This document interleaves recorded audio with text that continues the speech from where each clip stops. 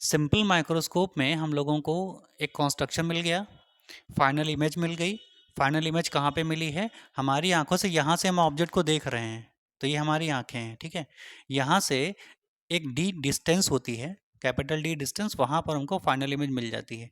Capital D distance क्या कहलाती है? ये नॉर्मल आई के लिए होता है least distance of distinct vision, इसको बोलते हैं, ठीक है। यहाँ पर ये जो है एल, इसको नाम दे रहे हैं, इसको हम लोग क्या कहते हैं?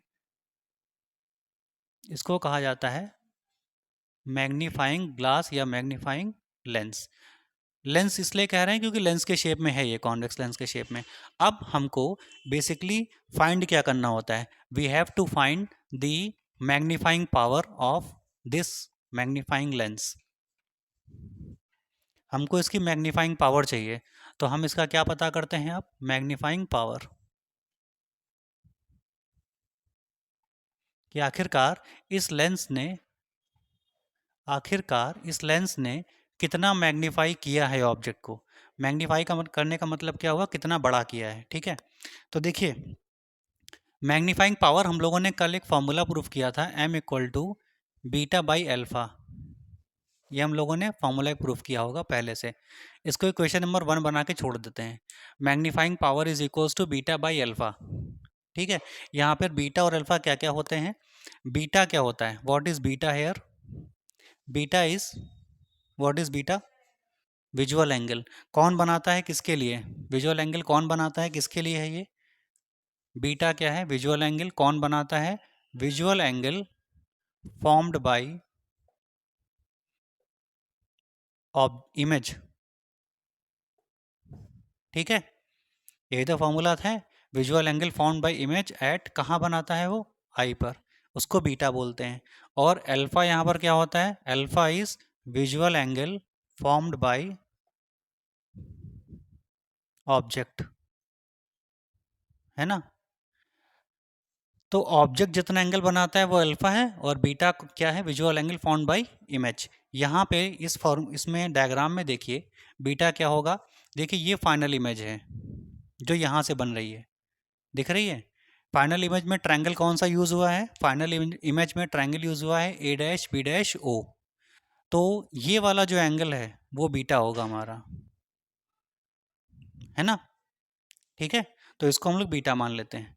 अल्फा जो आपका ऑब्जेक्ट बना रहा होगा, ये वाला एंगल, ये जो बनाएगा, तो इसके लिए आप यही ट्रायंगल लेंगे, बट लाइन एक दूसरे के ऊपर ओवरलैप करेंगी। तो बीटा और अल्फा हो गए। अब हम लोगों को बीटा अल्फा की वैल्यू निकाल के यहाँ पुट करनी है, फॉर्मूले में, इक्वेशन नंबर 1 में पुट करनी है। तो बीटा और अल्फा निकालेंगे। बीटा और अल्फा निकालने के लिए हम लोग ट्रायंगल कौन सा लेंगे? For beta. पहले बीटा पता करेंगे। तो बीटा ये वाला है ना, और बीटा है क्या? Angle by the image. तो इमेज के लिए ट्रायंगल कौन सा हो रहा यूज में आ रहा है? A dash B dash O. तो for beta triangle A dash B dash O. तो बीटा इक्वल टू आ जाएगा आपका tan बीटा, और tan का फॉर्मूला क्या होता है? Perpendicular upon base. अगर ये हमारा एंगल है तो परपेंडिकुलर क्या होगा? A dash B dash. तो ये हो जाएगा A dash B dash upon base. Base कितना है? ओ ए डैश। ओ से ए डैश तक के डिस्टेंस, मतलब ये है लेंस से इमेज की डिस्टेंस, ठीक है। लेंस से इमेज की डिस्टेंस को हम लोग क्या कहते हैं? इमेज जहाँ मिलती है उसको वी बोलते हैं, तो आगे चल के इसको वी लिख देंगे। इक्वेशन नंबर 2 बनाइए इसको। अभी हमको अल्फा की, बीटा की वैल्यू मिल गई है, अभी अल्फा निकालना रह गया है। अब फॉर अल्फा, अल्फा के लिए ट्रायंगल हम कौन सा लेंगे? अल्फा होता है visual angle form by object. Object हमारा क्या है? A B. तो ए बी ओ, ये ट्रायंगल लेंगे, है ना। ट्रायंगल ए ओ बी, इसमें अल्फा इक्वल टू हो जाता है tan अल्फा, और tan अल्फा कितना हो जाएगा यहाँ पर? फिर से, अगर ये हमारा एंगल है तो एंगल के सामने जो होती है आर्म वो परपेंडिकुलर होती है, देयरफॉर ये हो जाएगा ए बी अपॉन डिस्टेंस ओ ए।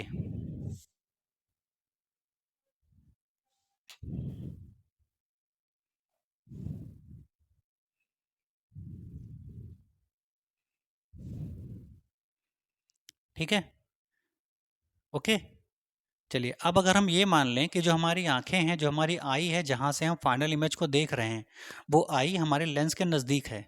भाई लेंस हम नज़दीक में तो रखते हैं आंखों के, तो आंखें हमारी अगर लेंस के नज़दीक हैं, तो जो डिस्टेंस डी हम आई से कैलकुलेट कर रहे थे, वो अब कहाँ से कैलकुलेट करेंगे? लेंस से करेंगे, है ना? कॉमन सेंटर, ऑप्टिकल सेंटर से करेंगे।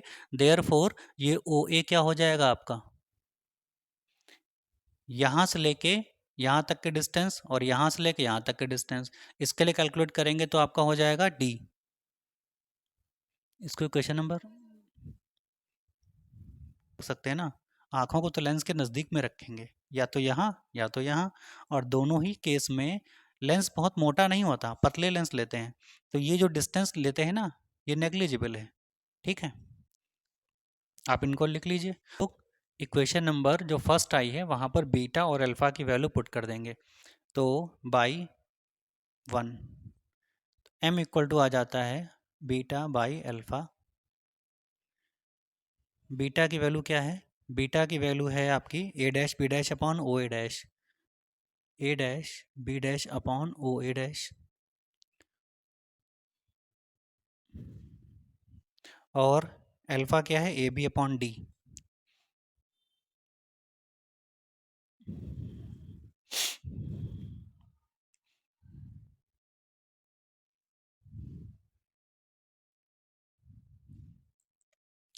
अब देखिए, अगर ये बीटा है तो यही एंगल अल्फ़ा भी तो होगा।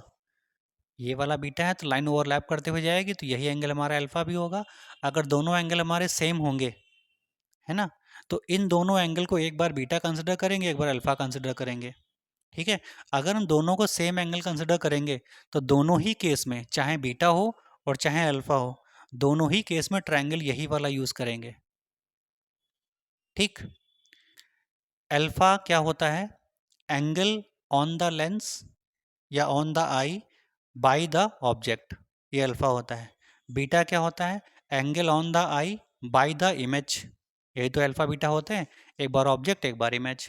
अब क्योंकि यहाँ पे दोनों सेम एंगल बन रहे हैं, अल्फ़ा बीटा दोनों सेम लाइन पे बन रहा है, इसलिए एक बार हम इसी ट्रायंगल को अल्फ़ा के फॉर्म में कंसिडर करेंगे और एक बार इसी को बीटा के फॉर्म में कंसिडर करेंगे।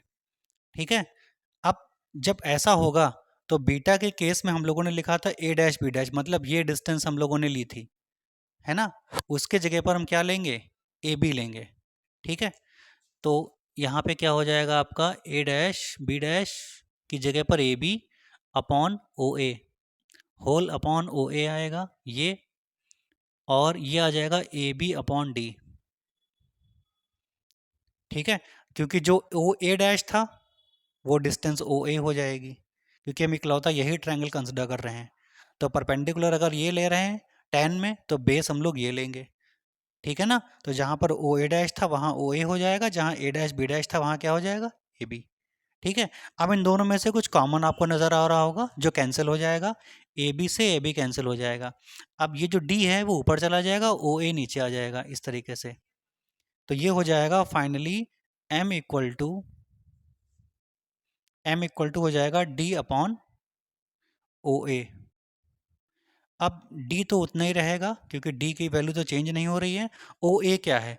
o से लेकर a तक के डिस्टेंस, मतलब ऑब्जेक्ट से और ऑप्टिकल सेंटर की डिस्टेंस, और ऑब्जेक्ट से ऑप्टिकल सेंटर की डिस्टेंस क्या कहलाती है?